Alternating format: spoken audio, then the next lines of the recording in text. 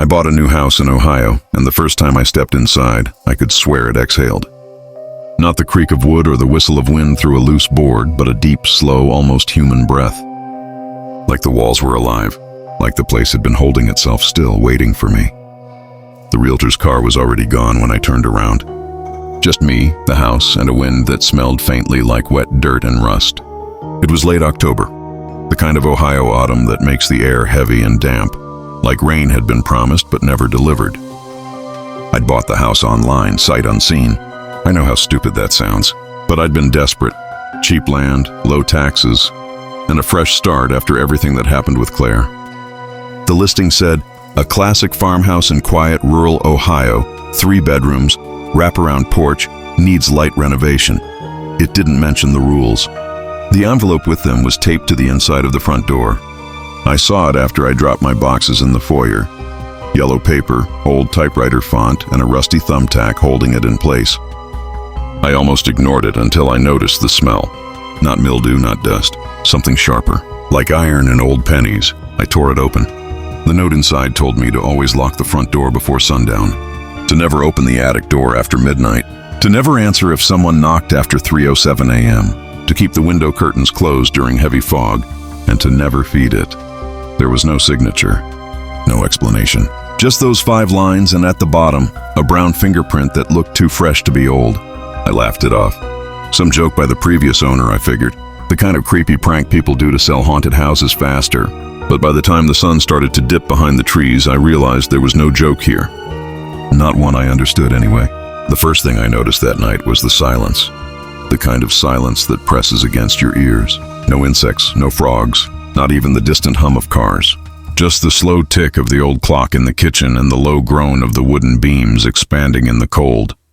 Around midnight, I heard footsteps upstairs. I froze in the living room, staring up at the ceiling. The steps were slow, deliberate, like someone trying not to be heard. Then a door creaked open. I didn't have any doors open upstairs. I grabbed my flashlight and climbed the stairs, heart pounding in my throat. The floorboards flexed beneath my weight like the house was breathing again.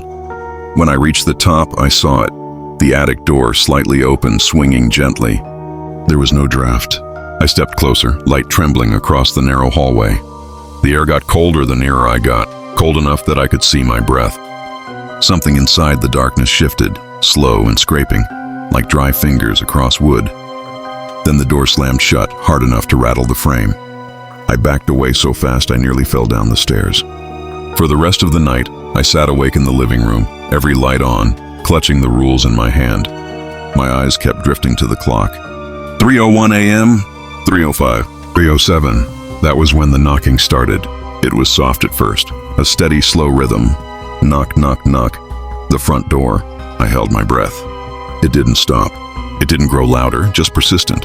Like whoever it was knew I was listening. The handle rattled once. Then silence. I didn't sleep that night. When I finally stepped outside the next morning, there were footprints in the mud. Bare feet, leading away from the porch into the trees behind the house. The prints stopped abruptly halfway through the yard, like whoever or whatever made them had simply vanished. The second night, I locked every door and window before sundown. I even nailed the attic door shut. I told myself it was paranoia. I told myself I'd laugh about it later. But that night, around 2 a.m., I woke up gasping for air. The room was freezing, every surface slick with condensation. The curtains were moving, even though the windows were sealed. And then I heard it again. That slow dragging sound above me, something moving in the attic. I didn't go up. I stayed under the covers, clutching my phone like a weapon, staring at the ceiling until dawn. The next morning, I decided to look through the house records. The county clerk's office was a 30-minute drive down a dirt road that barely counted as a road. The woman at the counter didn't even need to look it up. "Oh," she said quietly when I told her the address. "That place again." She slid a manila folder across the counter. Inside were newspaper clippings, yellowed and brittle. Words like missing family, unexplained deaths, and abandoned property jumped out at me. The last owner was listed as Thomas Red, missing since 1998. The photo showed a man standing in front of the same house. Behind him, through the window, something faintly red glowed. I drove home fast, heart hammering. I didn't want to believe it. But when I got back, the attic door was wide open. The smell hit first, rot and something metallic. The air upstairs felt thick, wrong. I could hear faint breathing, not mine. I took one step toward the attic stairs when a low voice whispered from above. "You didn't feed it." Something moved, fast, and I bolted down the stairs, slammed the attic door shut and pressed my back to it. The wood vibrated under my hands. Then silence. I slept in my truck that night. By morning, the house looked different, like it had aged years overnight. Paint peeled, windows fogged from the inside. On the porch, someone had scratched words into the wood with something sharp. "Follow the rules." I thought about leaving. God knows I should have, but something about that house pulled at me. The way people slow down when they see a car crash. I wanted to understand. The nights got worse. Every foggy evening, I'd hear voices whispering outside my window.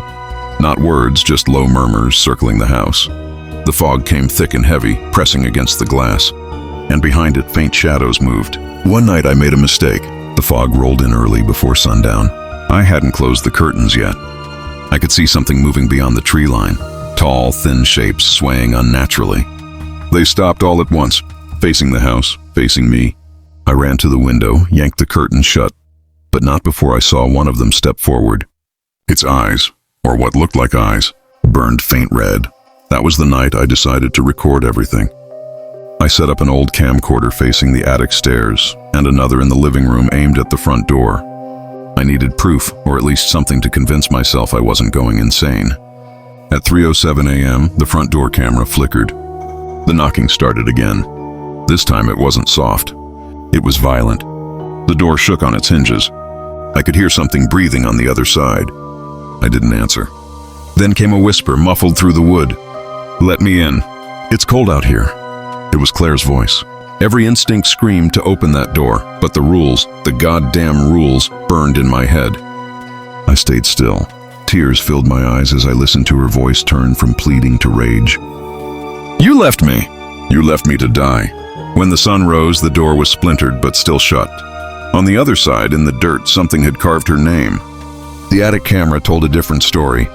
Around 2:54 a.m., the footage showed a door slowly creak open. My flashlight lay on the steps. I hadn't left it there. The beam flickered, and for half a second, a figure crawled into view. Pale hands, long fingers, black veins beneath translucent skin. Its face, or whatever passed for one, was smooth, eyeless. It pressed itself to the ceiling and vanished into the shadows. I burned that tape.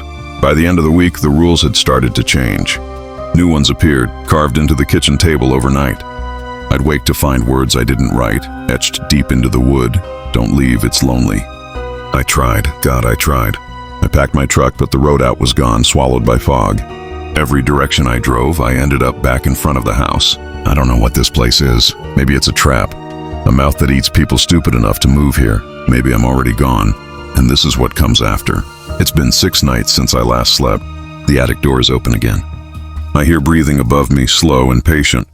Sometimes it whispers my name. I keep reading the rules over and over like they might save me. I think I understand now. The house doesn't want you to break the rules. It wants you to learn them, to live by them, to become part of them. If someone ever sells you a house in Ohio for cheap, don't buy it. You won't own it. It'll own you.